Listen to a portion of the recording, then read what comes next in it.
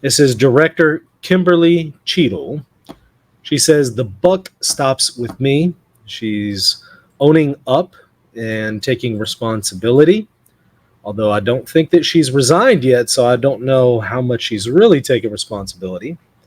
But let's see what she says and how she explains this before we take a look at the train wreck, which was the RNC last night. Let's look at a different train wreck. Secret Service Director: Trump rally shooter was identified as potential person of suspicion. So, the head of the Secret Service has revealed that the shooter who tried to kill former President Trump was identified as a potential person of suspicion. But by the time the units were able to track him down, he had managed to open fire at the rally in Pennsylvania, which is a little weird because, again, we have one of the snipers saying, "Hey, I had this guy in the scope for like 3 minutes. I kept asking, for confirmation. Can I take the shot?" And they weren't giving me the confirmation. So it seems like they've had time to figure out what's going on. And of course, there were plenty of warnings prior to that, as we've now seen.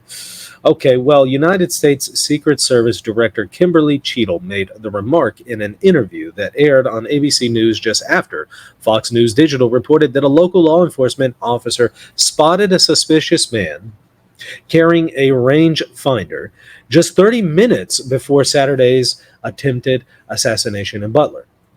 That officer reported the sighting to state police. A law enforcement source said he took a photo and there was a discussion about whether what he was carrying was a pair of binoculars to try to see the rally better. See, this is part of the problem. Because there's a lot of hesitancy. Oh, is it binoculars that he's holding? Is it a sniper rifle? Let alone, putting aside the issue that this guy had to carry a sniper rifle up there in broad daylight. I don't know how that didn't raise some flags, but they're asking, okay, well, is it like just a binocular and he's just trying to get a closer look, or is it something else? There is a pretty big difference between a sniper rifle and binoculars. So I don't know how this could be a question, but this is part of the problem. They're trying to figure out, okay, well, do we take the shot or not? We don't want to, make a mistake here. And by the time you end up making a decision, the assassin has already taken the shot. But then a few minutes later into Trump's remarks, the would-be assassin, identified as Thomas Crooks, 20 years old, began shooting according to authorities. Now here's what the director said. "I'm being told that the shooter was actually identified as a potential person of suspicion. Units started responding to seek that individual out," Cheatle told ABC News. Unfortunately, with a rapid succession of how things unfolded, by the time that individual was eventually located, they were on the rooftop and were able to fire off at the former president. I don't know. This just still isn't adding up. How does the guy get there to begin with without people alerting them to this fact well before he even gets in position on the roof? Cheatle acknowledged in the interview that responsibility for the security failure that led to the attempted assassination of Trump ultimately rests with herself. And okay, it's nice that she's taking some responsibility. Perhaps she should really take some responsibility by resigning. I don't know, just a thought. But nice that she's trying to at least superficially take some responsibility here. I know that some have shifted the blame and said, actually, it was local authorities who were in charge of securing that rooftop, not the Secret Service. But at the end of the day, buck stops with her, she says. "The buck stops with me," adding, "This is an event that should never have happened." Well, yeah, I think we can all agree on that point. Yeah. So Cheatle also told ABC News her first reaction to the shooting was shock. She said the Secret Service was aware of the security vulnerabilities presented by the building Crooks took a sniper's position on to aim at Trump. Uh-oh.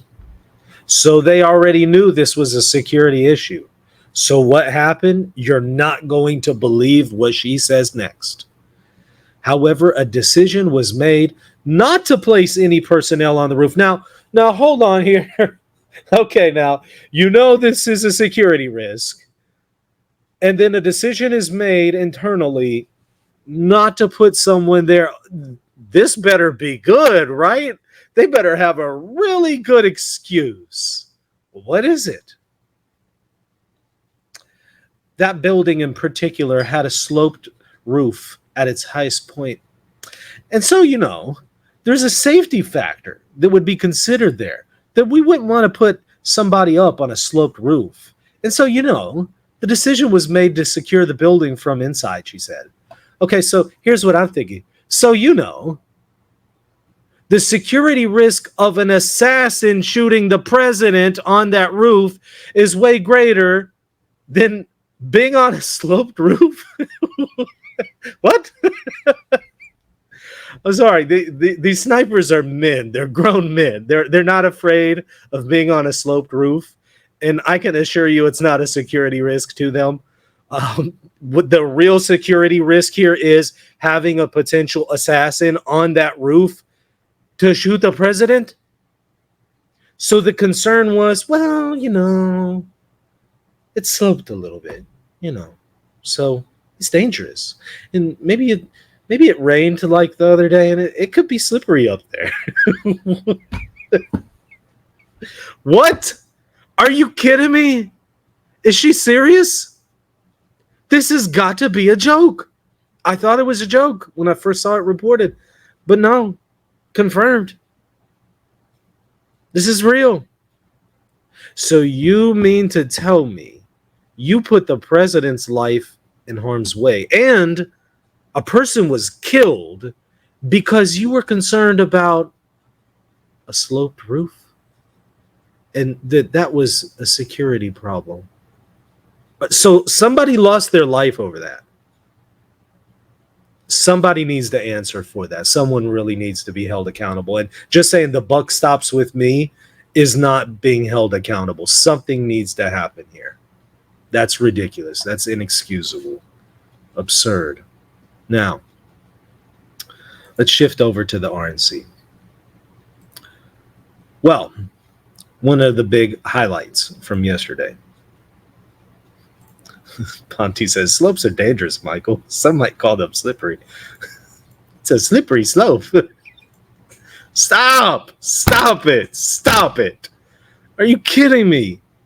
I mean, somebody actually lost their life over this. This was a heroic man who was protecting his family.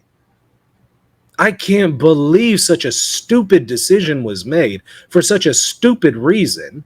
And this led to somebody losing their life.